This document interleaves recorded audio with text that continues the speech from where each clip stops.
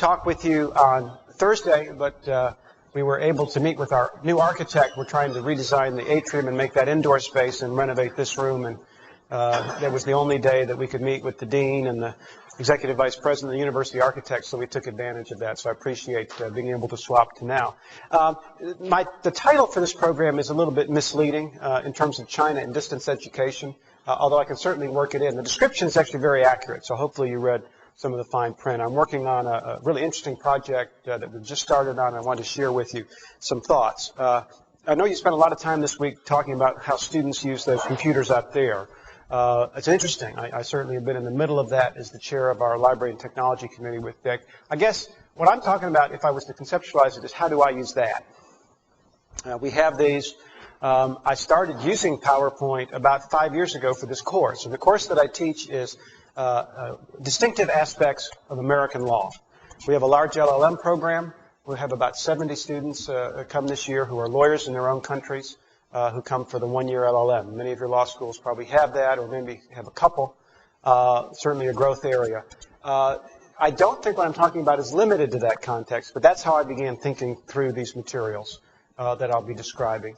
I think some of this has application for really undergraduate courses in the same topic, and also many of the first-year topics. The topics that I do, let me talk a little bit about the theory of that course. I'm the bridge. They're all lawyers. They know some law. They know English most of the time. Their English isn't perfect. They don't know legal English. So I'm supposed to help them kind of, and so what I did is, well, what topics? And I could do historical stuff. You could read Brown versus Board of Education. But rather than read Brown versus Board of Education and talk about that, I'd much rather talk about Michigan Law School and affirmative action. So when I have a choice, I want current cases of the last 10 years. I want topics that seem to be a little bit different about American law than world law. I'm not doing basic real estate. So over the years, I've adopted topics that I think have worked pretty well. The one we'll talk about today, punitive damages. Most countries don't have punitive damages. Do a whole section on procedure, because most of them are here taking business courses. So I view my job as a civil procedure teacher to give them at least a mini course in civil procedure. So we do discovery, which is their countries have nothing like our American discovery.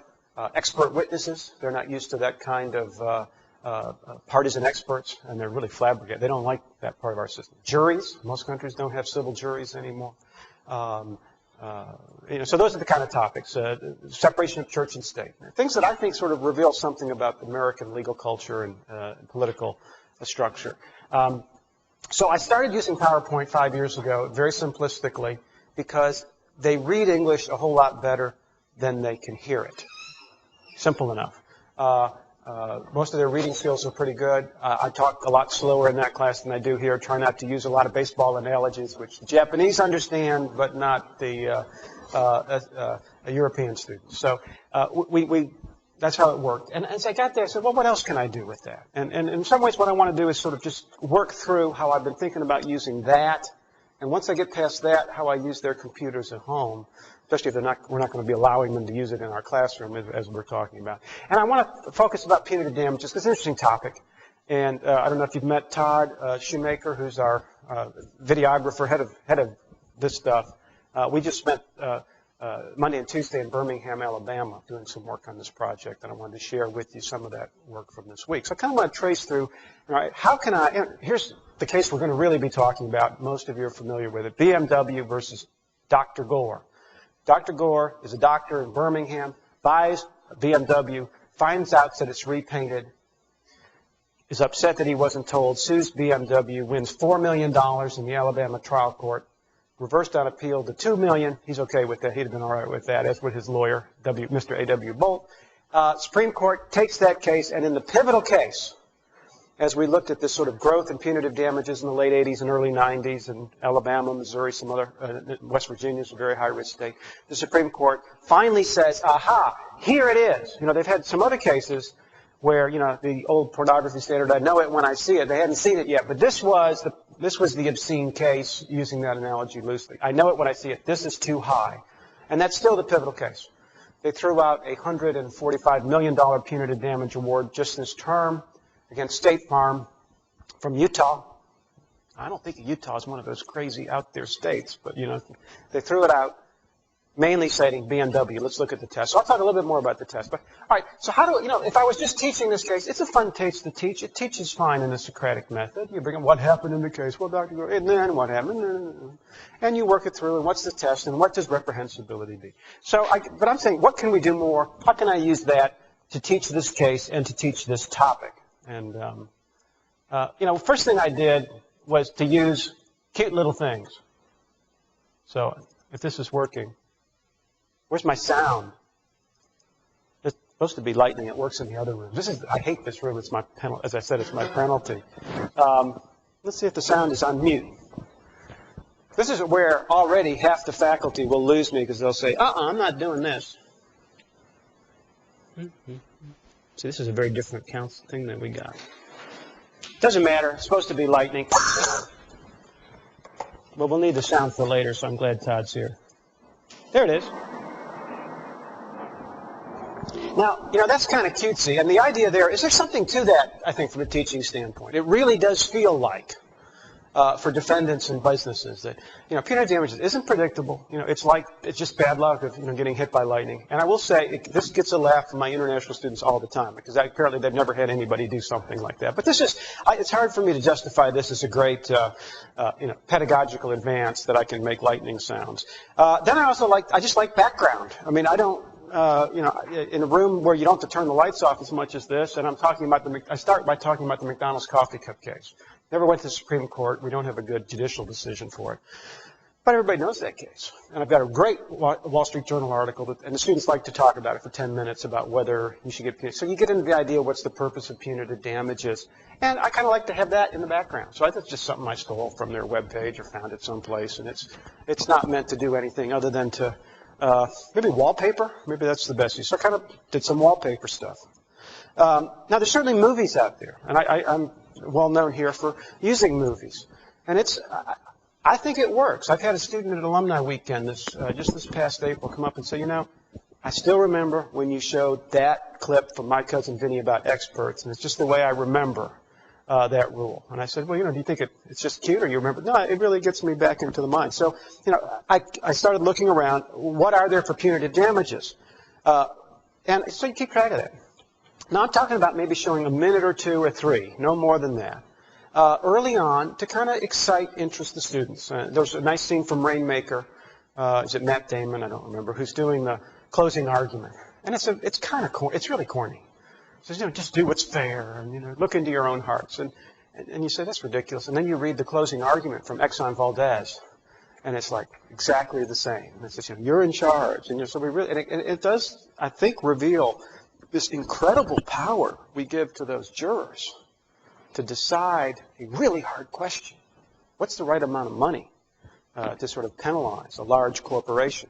The scene I like a little better, I'll just show you a minute of it. It's already in. So what do I do here? Hit VCR. It's a little different screen than I'm used to working with. This involves a case. Where's the light thing? And why isn't it working? All right. I thought I hit VCR.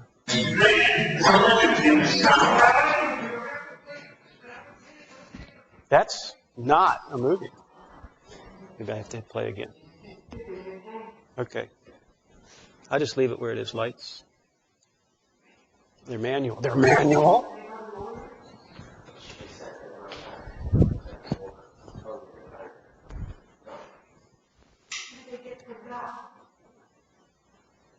Let me just pause a minute. This is a case. Maybe how many people have seen the movie? Just one or two. Very serious bus accident in a small town.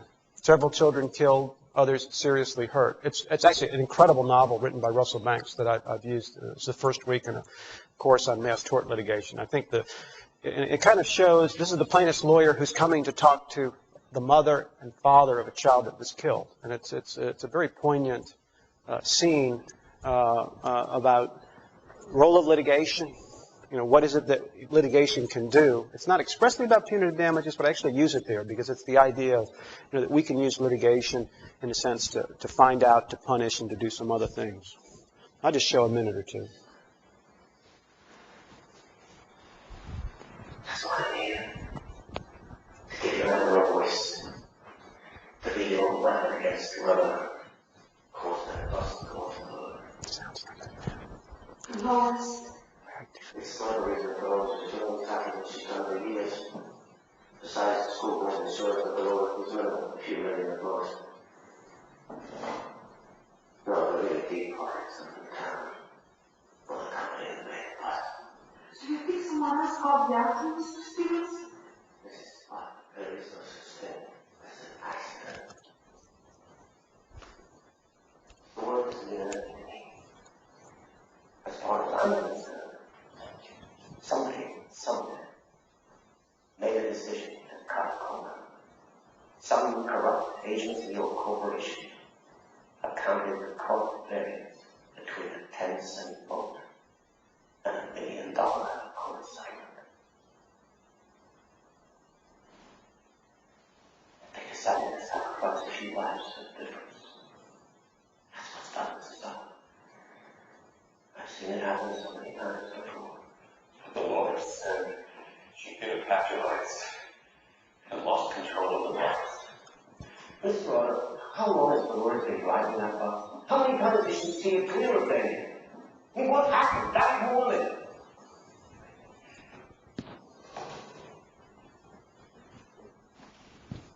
Somebody has to enter ahead of time what it would cost to sacrifice safety. It's the darkest, most cynical thing you can imagine, but it's absolutely true. And now, it's up to me to ensure moral responsibility in this society. So you're just the thing we need. So that what wants to do, Mr. Stevens? But you know what's best for us.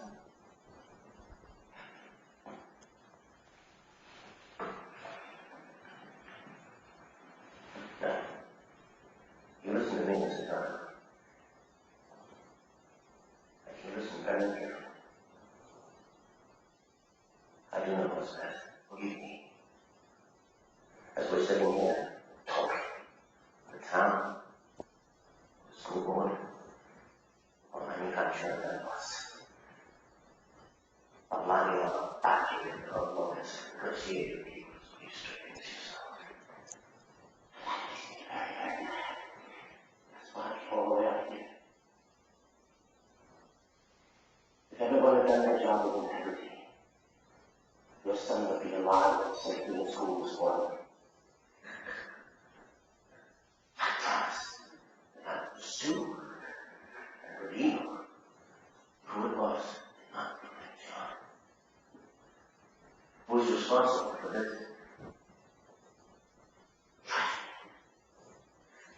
And then in your name, in Walker's name, in the name of whoever decides to join us, I will sue. Sue for negligence. What? To go to jail? For prison?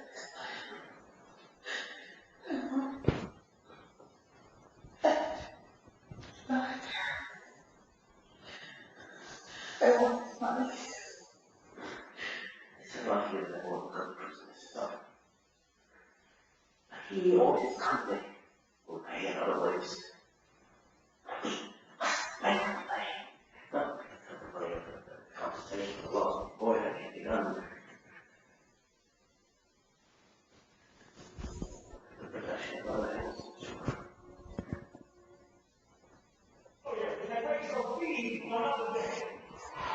How do I get back to the computer?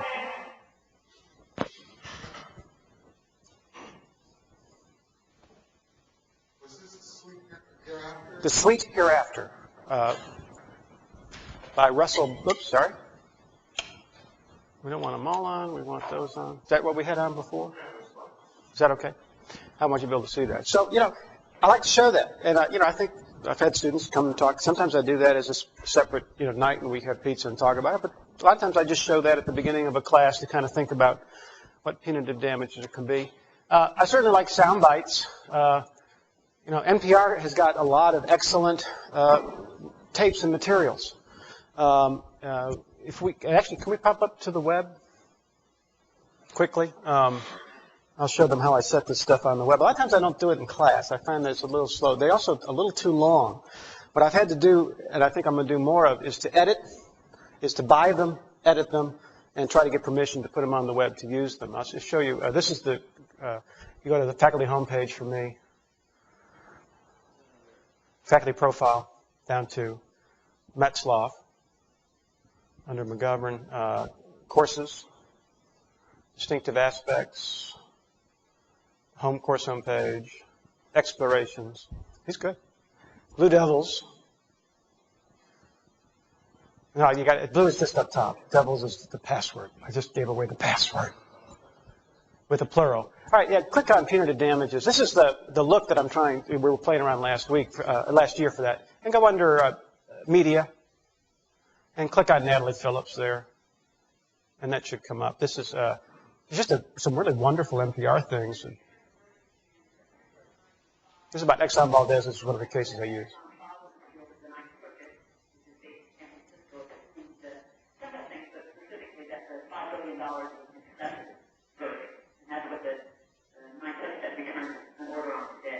So they have decided that $5 billion is successful.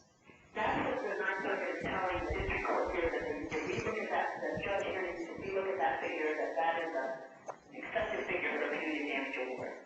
And so does the judge, the original judge in the case, get it back and he can then decide? Typically, that's what happens when a case is remanded to the district court. The judge in this case has quasi-retired since that time, so there's some question whether or not he will be available to hear it. I think everyone thinks that he will take it up because it's a very complex case and he spent years and years reviewing it. So if the judge does reduce the punitive damage from court, does he have any notion of what he does with it, how big it could be?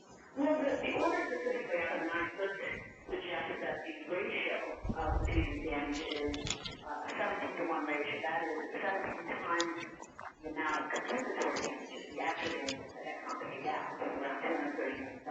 Okay, let's go back to the computer there. Now, I probably don't use that in class. A lot of this, and I'll show you sort of the format that we're thinking about. Make sure they know it's available. What I like about that clip is here you got stuff they're used to listening to, talking about the ratio. And that's what's in BMW versus Gore. So rather than just talking about what the ratio means, I think it brings it home a little bit.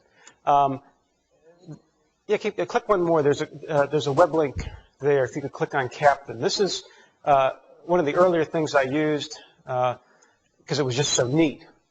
We teach Exxon Valdez. This is the Anchorage Daily News. Hit Heart of Ground in blue there, and hit the radio message. This is the actual message that Captain Hazelwood sent.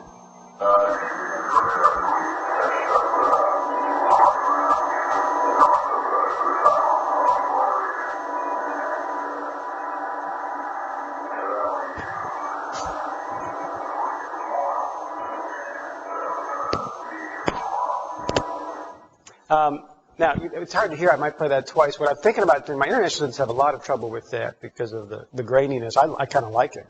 What he's saying, we're kind of hung up here off Goose Island. Evidently, we're leaking a little oil, and we're going to be here for a while. So one of the things we've been working on is how do we get some kind of a closed caption thing that does that. But I found that pretty early. There's some nice maps from there. If we can go back to the computer, so that, again, this is sort of soundbitey kind of things. I think it's nice. I mean, I as long as they're short and to the point, students really kind of like to get it, and it sort of makes this real world kind of stuff.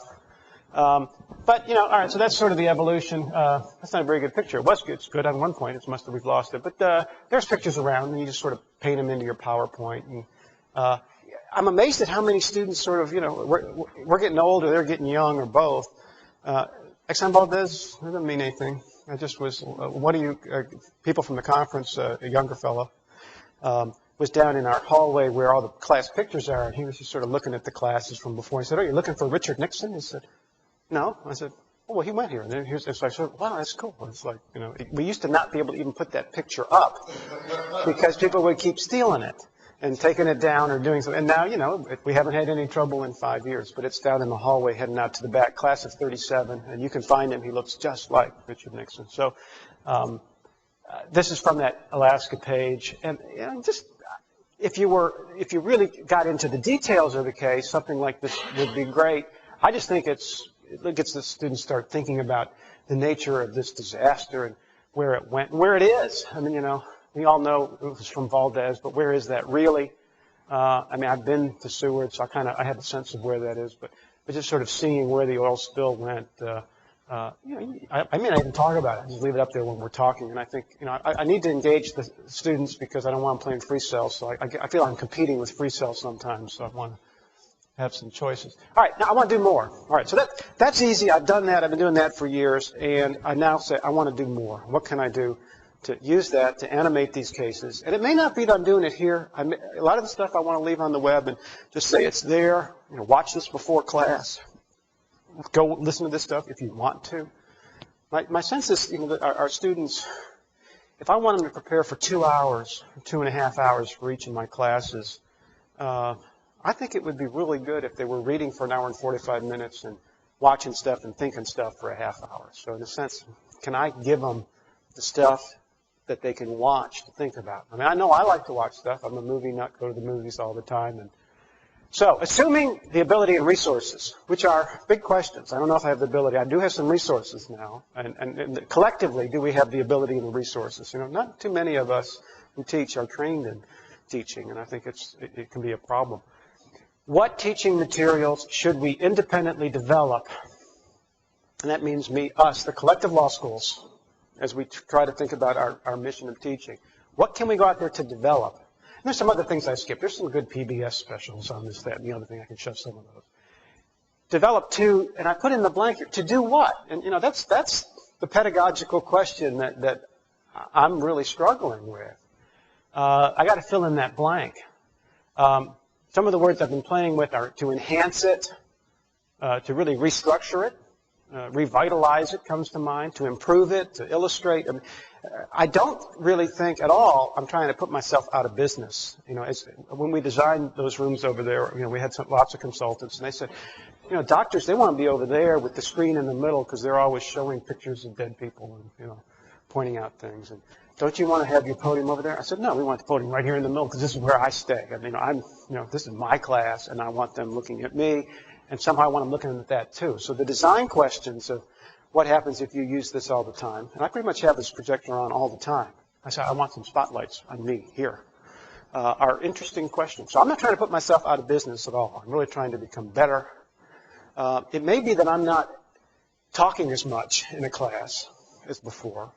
I'm hoping I can engage them better. I'm hoping I can give them a better sense of the case. But it may be that blank is to develop a broader understanding of what these cases do. One of the cases we're working on, for example, is the Lucas case, the beachfront takings case from South Carolina. We've been down there, and we're hoping to interview Mr. Lucas. Haven't quite got that set up, but he's that's sort of one of our other dozen cases we're focusing on.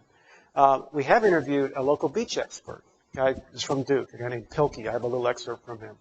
And I know when I'm doing him, I was fascinated, listening to him for a half hour and watching the video he had done. I had no clue when I read Lucas and studied it. I don't teach property, so maybe that's why I don't have it. As to really the underlying geology. And I think that a lot of the cases that we have, there is an interdisciplinary aspect that I'm really trying to bring in. And I can't do it myself because I don't know enough. I don't know that's science. So if I can do it. So I think that's the question. And maybe some of you have some ideas about what words we should be filling into that blank. But let me go ahead and kind of show you what we've done, and I hope open it up for discussion. So one of our focus cases is BMW.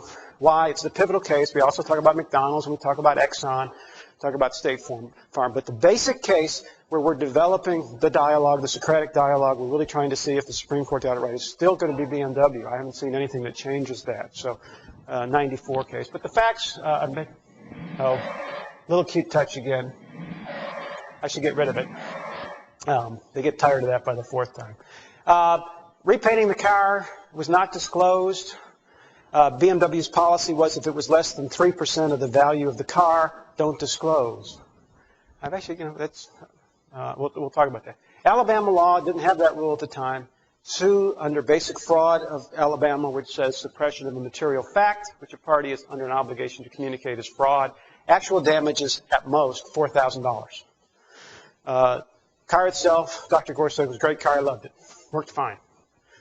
He didn't notice anything for 9 months. So Again, just to make sure we understand the facts, Alabama trial court tried for about a week in Jefferson County in Alabama. Judge Wayne Thorne, who is the only guy we didn't get to interview Monday because he had the flu, but we're going to get him again, awards $4,000 actual damages, $4 million. What's the theory of how they did that? Evidence of about 1,000 similar cars sold all across the country, and they put all that evidence in about all these cars. And the jury, in the closing argument, said, 4,000 times per car times about 1,000, hit them. They actually only asked in the complaint for $500,000 in punitive damages, which I didn't know. Alabama Supreme Court, realizing this this was kind of an Ann Landers case, and this was the poster boy for what's wrong with punitive damages, sort of cuts it back to 2. Very interesting decision. We'll be interviewing a couple of those justices later in August. Supreme Court on a 5-4 decision says too high, remand it. Interestingly, Scalia, who you'd think would be kind of into this being a problem, says, due process clause cannot suddenly transmogrify itself and become a way to review jury damages. Juries decide punitive damages, none of our business. We don't get to create due process the way we want. The other main dissent is Justice Ginsburg, who say, let the states do this. They're reforming it. We're jumping in where we don't need to. The states know this is a problem. They're going to work on it. Justice O'Connor has been one of the real pushers of this. She gave some speeches before these cases saying, I'm real worried about these juries. So, that's a little bit of the sort of background. All right. Court, just to make sure we have just some of the legal stuff, the court basically says there's 3 guideposts you should look at with the punitive damage award. How reprehensible was it? In this case, nobody got killed in the repainting of this BMW, so not too reprehensible. Then this ratio that we just heard on the NPR tape. What were your actual damages? All right, 4,000. If it was 10 to 1, that would be 40,000 in punitives. So put the punitives on the top, divide by the actual damages, and look at it. And, this one was 500 to 1. And, boy, that's really, that raises a judicial eyebrow. I need a picture of a judicial eyebrow being raised, because that's the actual legal test the Supreme Court says. This raises a judicial eyebrow. And then look at sanctions for comparable misconduct. If the police were after you for this, what would they do? And there's like $250 fine for non-disclosing of, odometer readings, and I thought that was about right. All right, so how can we... and then the question that we talk about is a lot for other cases that we apply, is this workable? Does this solve punitive damages? What is the problem? So those are some of the big topics we go to talk about. All right, so I'm now back to what can I do if I've got money? I can go to Birmingham, Alabama, and I can talk to the parties, and I can take pictures with my new digital camera, which I wanted to do because I bought it myself, but I want to write it off as a business deduction. So this is... And you call up Mr. Slick, and Slick Finishing is a guy named Leonard Slick, and he's in the Supreme Court opinion, and he's in the Wall Street Journal article that says Dr. Gore and Mr. Slick, a takeoff on Jekyll and Hyde, and you see if he'll talk to you, and it turns out that Mr. Slick will talk to anybody. He's a very gregarious fellow, and this is on 21st Street in Birmingham, Alabama, and it looks just like that, and there's other car places across the way. In fact, the dealership for the BMW bought is right behind, on the same block. It's moving, but it's right behind it. And you go and you look at it, and just seeing that to me is different than the image I had of it. I don't know why. I don't know what image how many people had read this case or knew about it before? I don't know if you had an image of what this. I thought the car had been repainted by Slick. Turns out that's not right. What Slick does is he's a detail guy. He just really cleans it up, but he really does clean it up. And we watched him clean it, and Todd took some pictures of it. So he wasn't putting on racing stripes. For some reason, I thought he was, painting something new on it, figure this out. But so you go there and you take pictures. I think it's kind of cool to see the real place. So that's it. This is not a digital enhancement. That's the place. And there's Mr. Slick cleaning his cars. And what he does when he's done is he signs each one in the window. And that gives you a little sense of what this guy is. And he's a kind of a perfectionist and pretty compulsive. We have some video evidence. Oops. I should have saved this for the end. That's the courthouse where this case was really tried. And I went in there. We went in there. For me, it's kind of cool to have been there and see what it looks like. That's the actual car. It turns out he sold his car to his lawyer he was saying, hey, is this car worth anything? I don't think this is on the tape that we did. And so Gore at the end of this says to one of his two lawyers, is this worth anything? You know, I'm tired. I'm kind of, you know, I've had it with this car. It means too much now. He thought maybe it would have some value, and the plaintiff's lawyer said, I know a lot of plaintiff's lawyers who would like to buy it and take a sledgehammer to it, because this is the case that, you know, really turned the tide. And that's a pretty cool quote that this is, you know, so he bought it, and that's it. And we took this Tuesday. That's Dr. Gore's actual car, and in front of the courthouse, he was very kind, and he actually would let us drive it. I didn't want it, no sledgehammer marks. Actually, it wasn't an accident. His wife crashed it. It's been repainted, but it's the same color. Good question. And I didn't know this. I mean, all I know is I read the remand. Supreme Court of Alabama goes back. It's clear the Supreme Court says, you know, don't go there in the million.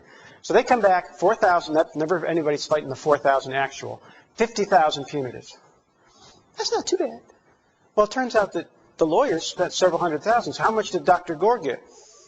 Zero. Not a dime. Now, they settled some other cases. But in terms of Dr. Gore in his pocket recovery, absolutely zero, which I didn't know that until this week. It turns out that, you know, plaintiff's lawyers are the kind of people we know they are. That's the license plate the plaintiff's lawyer got. So he's driving around Alabama with that. That's if you're from Alabama, you know that's their new license plate. They just had it a year. So he reached into his file cabinet and said, oh, you can have this. This is the actual license plate that the plaintiff's lawyer had. I'll pass it around. Kind of fun to hold it if anybody wants this. That the plaintiff's lawyer had from the car in Gore versus BMW. So I don't know if that's worth any teaching moments, but I must say I was as happy as I've been a long time when we got that. Did you talk about contingencies? Yep. What's the driver? Very you know, you almost have to. It's one of these kind of things that once you get into this, there's so many. I think you could teach this case, and I might with my international students, just start with this for a couple weeks because it's got all these threads. Fascinating moment when I was interviewing, which I never thought about. I knew he was on a contingency fee. So we're talking about Gore. I said to Gore, did you ever settle this thing? Oh, I said, I asked two questions. What were your goals originally? Because I thought, you know, maybe he's one of these Don Quixote guys. He's an oncologist, went to Harvard undergrad, Duke Medical School, and you're down there, he's in the big medical center, just like at Duke Hospital, with 1 million patients and nurses in a regular office. We'll see his office in a minute. This is not a Tilton at windmill guy. He said, well, you know, I was mad it was repainted when Slick told me. We got a little bit of that. And he said there was this lawyer handling these cases, so for me it was no lose. And it turned out I had that wasn't true. Didn't have to put any money in it. I could get an answer. All I really wanted to know was who was responsible for this. Did I think I was going to make a lot of money? Not particularly, but it was easy. Then I asked him about settlement, because at some point there was some money on the table. He had gotten some money. And he said, you know, I felt a little guilty. And I had to defer to Bolt. I mean, at that point I might have wanted to get out of it. I figured I'd known that they had done this. But here's this guy who had taken this case on for nothing. And, you know, I'm kind of beholden to him. And Gore was very thoughtful in revealing in this. You know, so this is not just somebody who is mad. He had really thought about this case. And we'll talk more about what I want to sort of do with that. So, you know, some nice pictures. My license plate. Nobody take my license plate, or I'm going to send the police. Okay, if anybody wants to look at it, I'm very proud of my license plate. All right, so possible materials. There's NPR tapes out there, photographs, existing documents from PBS, newspaper articles that I could go get, court documents. Did we pass those out? You go to the courthouse, which I always do, and my students don't understand why. It's because, well, you can learn something from a courthouse. You're lawyers, right? And, you know, unfortunately, it's all on microfilm now. But, you know, you can get copies of that. And so I spent an hour and dug out the documents I want. And if I had a document camera, I'd put this out. What we'll probably do is make these PDF documents. I got to talk to you about that tomorrow. I've got about maybe 20 pages. I think a lot of young law students would like to read the complaint in BMW versus Gore. So make it a PDF document. This is the verdict sheet. And most students don't understand the difference between a verdict and a judgment. Verdicts are what juries do. They're worth nothing until the judge puts it into a judgment, which I have the judgment page too. Now, this is some person in Birmingham, Charles Gibson, who actually we want to go interview. We didn't find him this week. We had a tough time. up, and I asked, how did this guy get on the jury? What do you think? Turns out this guy was like a BMW groupie. He loved BMWs, and both sides thought that would be good for him, and it turns out it was plaintiffs were right. So if this, they were telling a story. This is handwritten, this is signed, and there it says $4 million. So this is the document that got this whole thing going. And I like to look at those things, and I think students should too. But in some ways, I'm just sort of setting the stage and coloring. I haven't contextualized this case. I haven't really added much. Although, if what I've done is make people really understand the facts better, if I've got them to be engaged in it as a personal story, that's good. That's a good thing, and I don't think that's bad. So, but what else can we do? I can go interview people. Again, with resources and time and talent, who do you go talk to? A lot of choices as I'm thinking about this. And we're going to try all of this and see what works. I really don't know where I'm going with this. The actual parties, Gore and somebody from BMW, a real-life person. The key witnesses. There was a crazy expert, a former, I don't know if he's crazy, but an expert that BMW hated. Former BMW dealer who got canned, who then comes and testifies in all these cases. We got his deposition. I got to get that to watch. Who's got it? Well, Cox. Okay, because I don't have that. I wanted to watch it this weekend. We could talk to the judge and the jurors.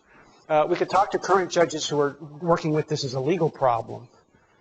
We could talk to law professors who are pontificating about that's crazy and that's not that. And that's what I thought we'd do first. I'm now, maybe it's because I'm on this rush from having gotten the license plate, thinking, that's what I should do in the classroom. And they don't need to sit and listen to Paul Carrington say punitive damages are wonderful and then have, some other guy from the Chicago school doing that. I mean, that's what we should do in the classroom. But maybe I should do some of that. And then maybe there's some interdisciplinary experts. Maybe I need the economists to be kind of talking about the ideas of deterrence theory and the like. But I thought, let's at least start for these key cases up at the top of this list and see if we get anything that's interesting. So, all right, now, actually, let's go show the second tape now. So we spent 2 days interviewing people. We're going to show you just a minute, 30 seconds of Dr. Gore, my intro, which I think I don't like. I think we're not going to use that. But it's in the courtroom where the case was filed or could have been filed. It's in Birmingham courthouse, in the same courthouse. Dr. Gore, Mr. Slick, who refinished the car, and the plaintiff's lawyers, and some other background stuff. So. I talked to Dr. Gore for about 2 hours, and it's some wonderful stuff. I just was fascinated. But again, I'm fascinated by lots of things. Whether I can use it here or not, I don't know.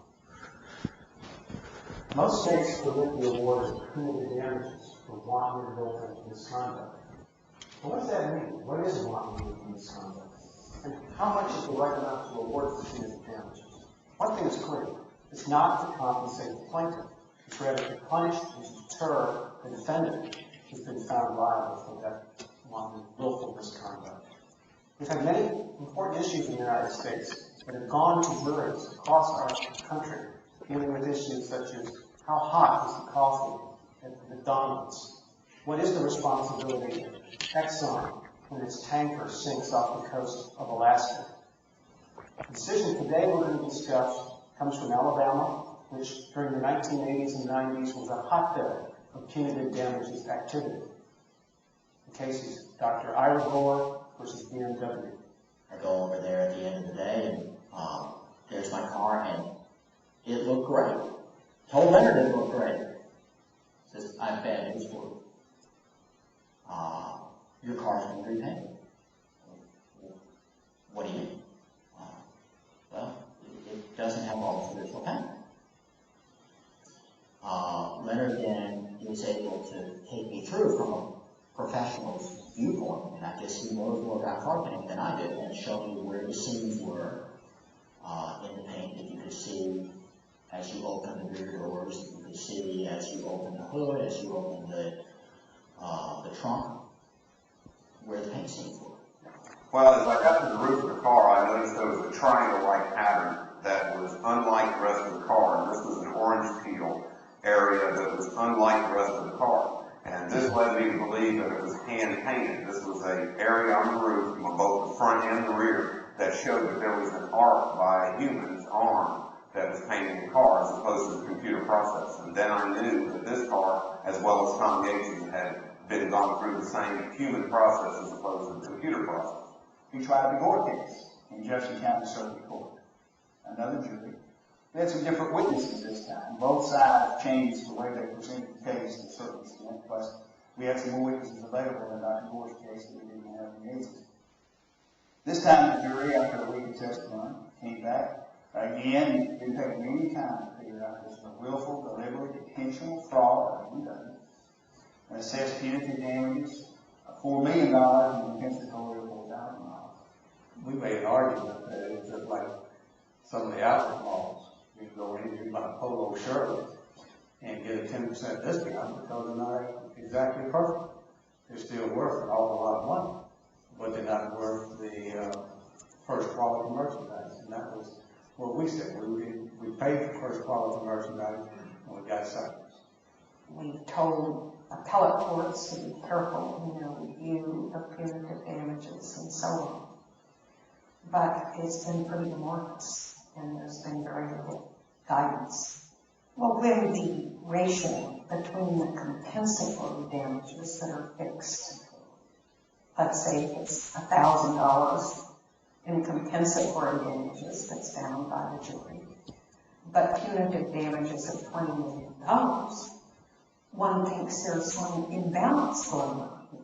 What's going on? What is to guide the jurors in setting that figure?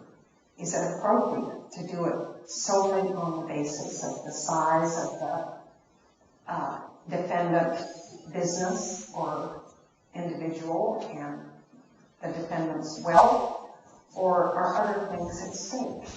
Should there be some comparison given to the size of criminal fines and sanctions that could be imposed for the same conduct if it were in a criminal trial? What is the relationship? These are the concerns. Yeah, I'll explain this in a minute. This is the Lucas case. This is the guy. They've done something very stupid. They built next to an eroding shoreline. You know, how smart is that?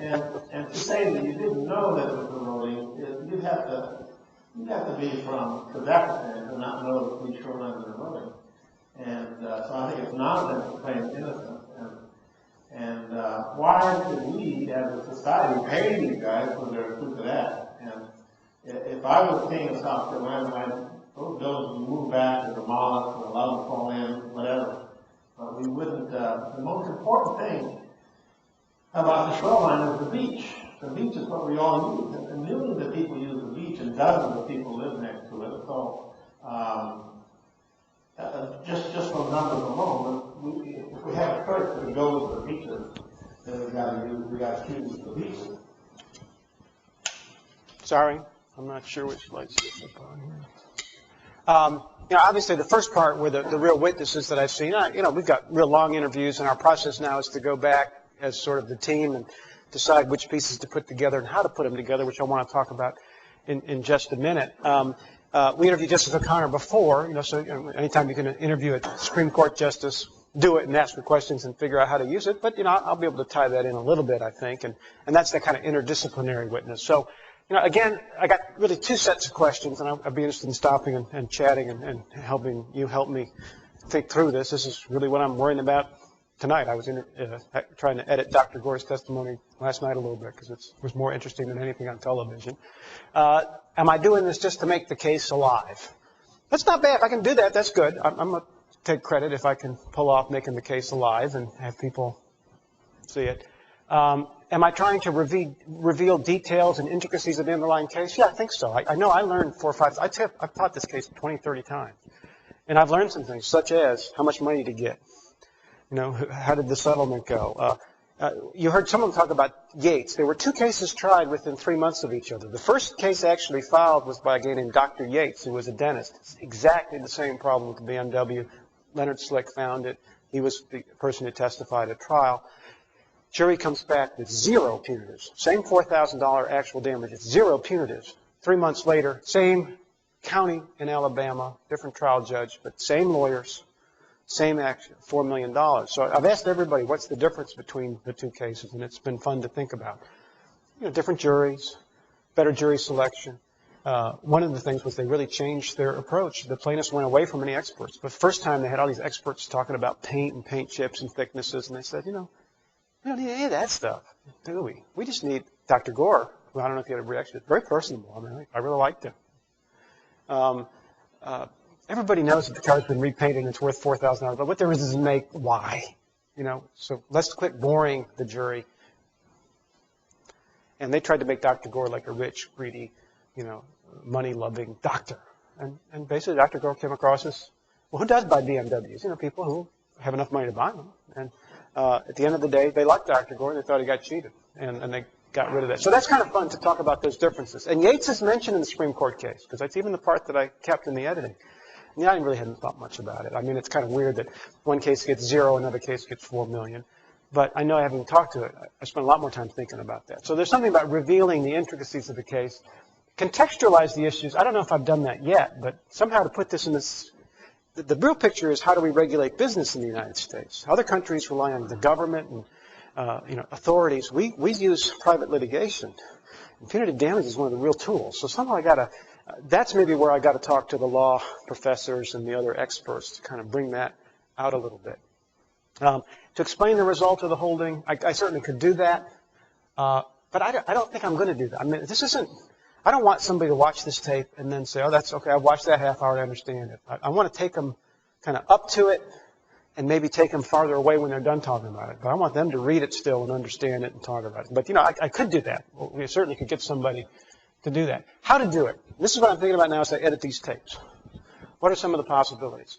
I'm certainly inclined to do this and see if it works, is to do 20 minutes of just Dr. Gore. I got about an hour and a half, hour, 45 minutes of him, and there's some really neat stuff. I mean, he went to the Supreme Court argument. And he made this analogy, and I was just, you know, I clerked for Justice White, so I've watched, 100 oral arguments of the Supreme Court. And it was great to have this really thoughtful professor say, now, for me, it was like grand rounds in medical school. And, when you go to grand rounds, you're the young doctor or resident. And all of a sudden, all these experts come in and start grilling you about this patient. And they're really, and that's what I thought those lawyers were like. They came out, here were the expert doctors about this case that was being this microscopic examination. And it was just like grand rounds to him. And he actually was more articulate than that. Well, what a neat way to think about the Supreme Court argument. And he was very impressed with it. He said, he can see both sides of this case. And, talk about the money. And he said, this wasn't really about the money.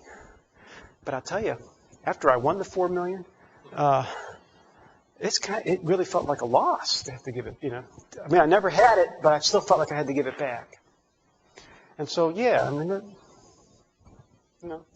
I never got the calculator out, but I felt it. And in the publicity, his kids got hazed in school. This is Alabama. Doctors in Alabama. He said, they're all Republicans. I'm sort of a closet Democrat, but don't tell it. Please don't put that in the tape. I think I'll put it in the tape anyway, but see if he'll let me do it. So, there's something about, to me, for Civ Pro, saying, why do people file a lawsuit? A lot of them don't.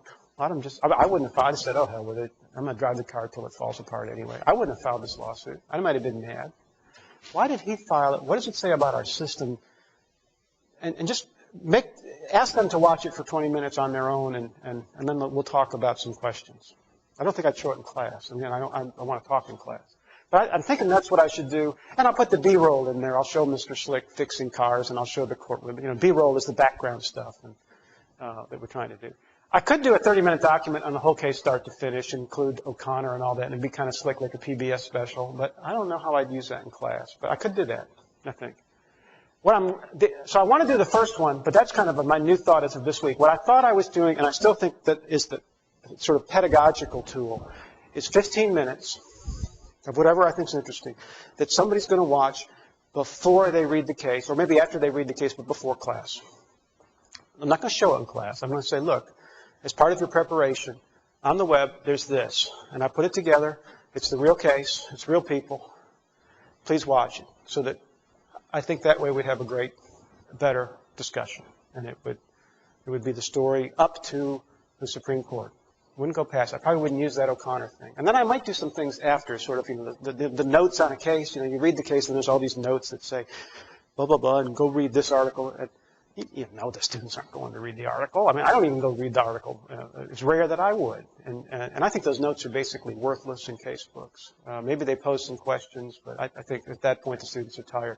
I think maybe I could create small little, 1 or 2 minute videos using that O'Connor thing or using some other interesting thing that I get that would empirical evidence that would pose those questions and say, so here are the 3 video questions. And maybe I'd show those in class, maybe I wouldn't. This could all just be on the web, modular. That's how I've done it before. I don't know if I, without Todd here, can get back to the web. Actually, I don't know how, so I'm not going to try and embarrass myself. I do other places. Where, I interviewed Dennis Shields. Dennis Shields was how do I get back to the web? Good timing. I'd used some of these, and what I did was interview Dennis Shields, who, so just go back one and get to affirmative action. Back one more, I'm sorry. Affirmative action, expert commentary. So I interviewed Dennis. Dennis is our admissions director. Maybe you know him. He was admissions director at Michigan, University of Michigan Law School, when Grutter was there. Click on number 2, the admissions process. So I just put these in little 3-minute gaps and said, they're out there, go watch them.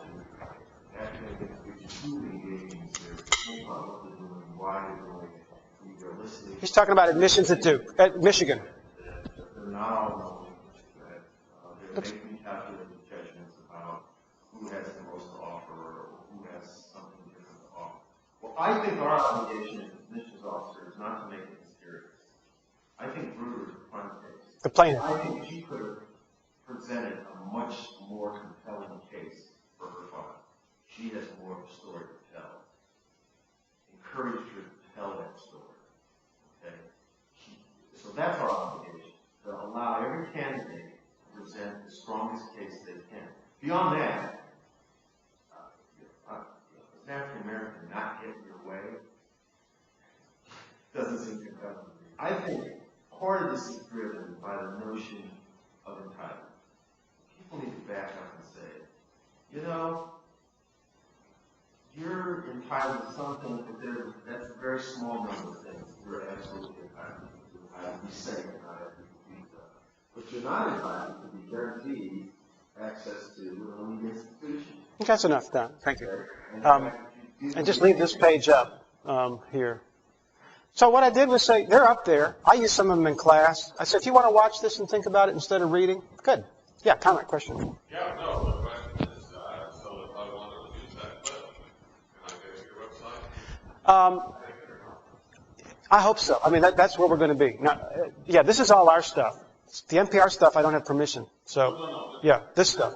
Yeah. Now that you know Blue Devils. Now that you know that the password is Blue Devils. The access, Blue and then Devils. Yeah, and I know my goal in this is to create as much stuff as I can on these cases. And we do have a public law program here, and I'm working very closely with them, and we're hoping that this will all be up there for free. Now, I have some NPR tapes. If you go back one page, I got some PBS tapes that I don't have permission for under, I guess it's media, Todd. And just click on the Justice Brennan thing. It's a PBS tape. I don't have permission to use it, but I'm not making any money on this, so sue me and I'll take it off. Economic and social oppression is the outcome of generations of racial prejudice.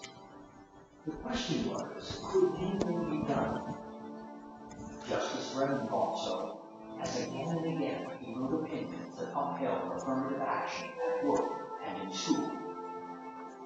To rise above race, one of Brennan's colleagues noted, we must consider race. When you're talking about prejudice, by reason of color, you're talking about 300 years of history.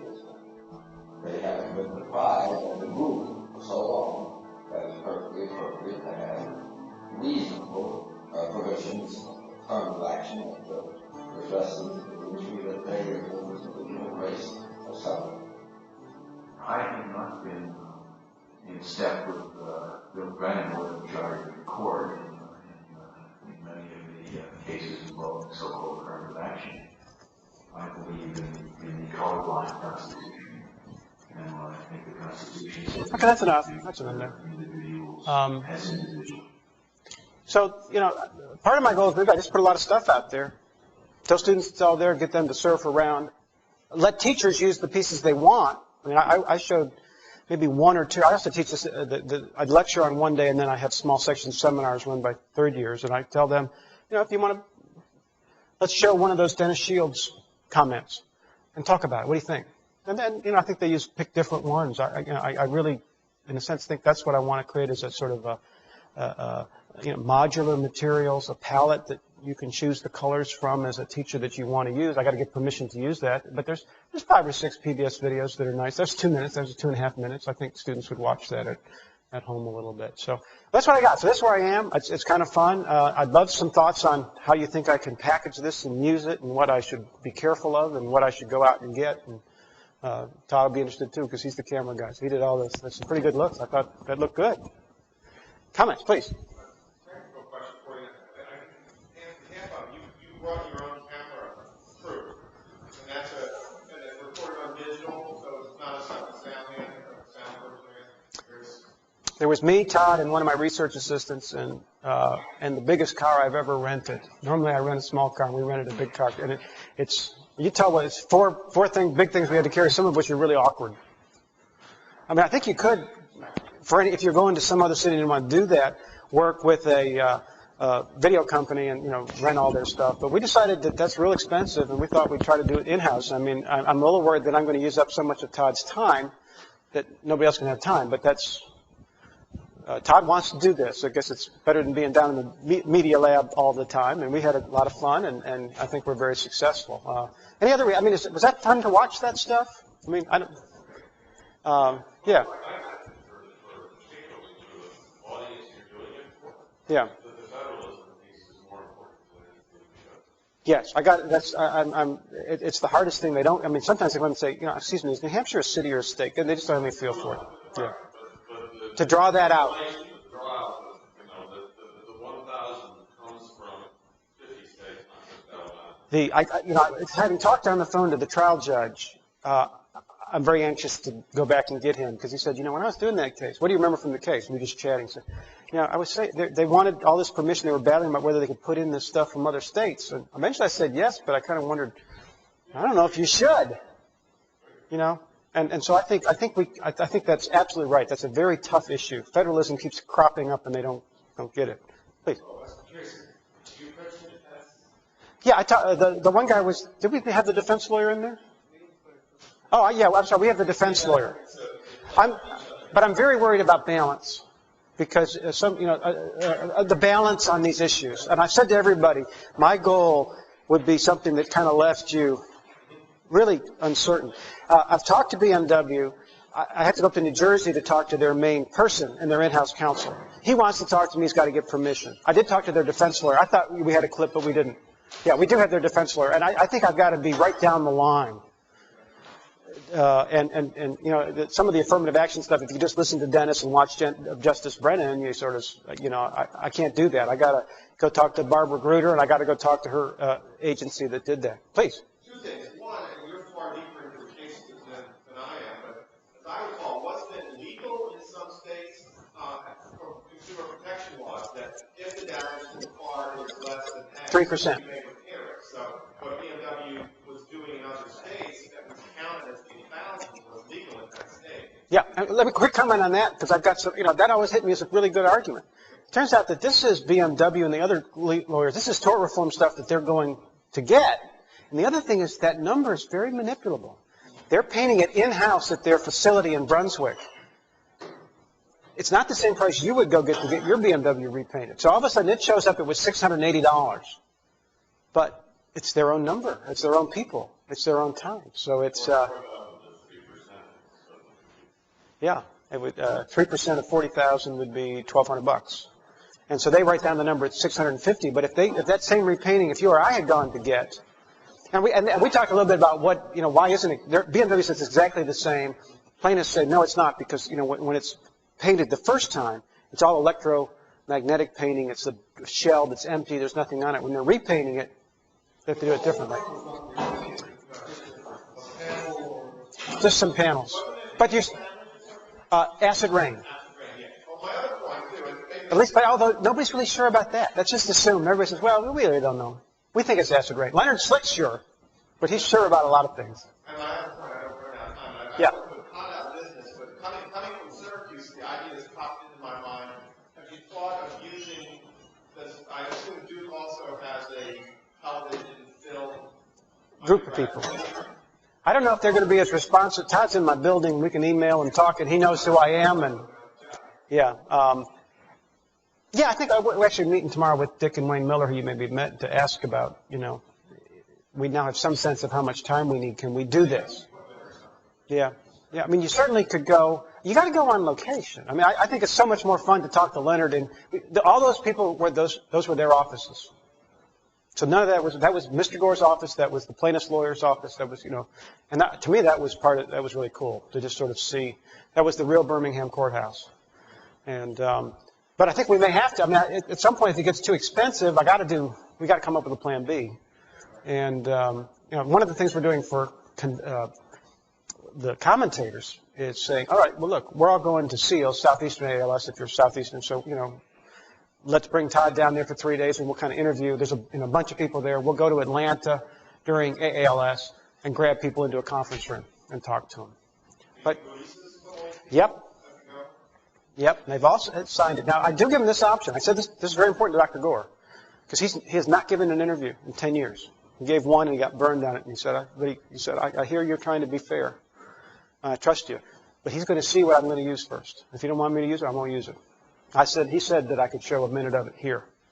But I think that's fair. This is not like research. They don't have to do this. They don't have to meet with me. So I'm going to send it to them and say, here's what I'm going to do. So I've got that kind of a test as a fairness at it. But I'm not really worried about that here. Will other people be so cooperative? I don't know. We're real. My one first case, I was ecstatic. Except for, where's my license? Okay. Thank you so much. I hope this was fun, and do I chat some more other comments?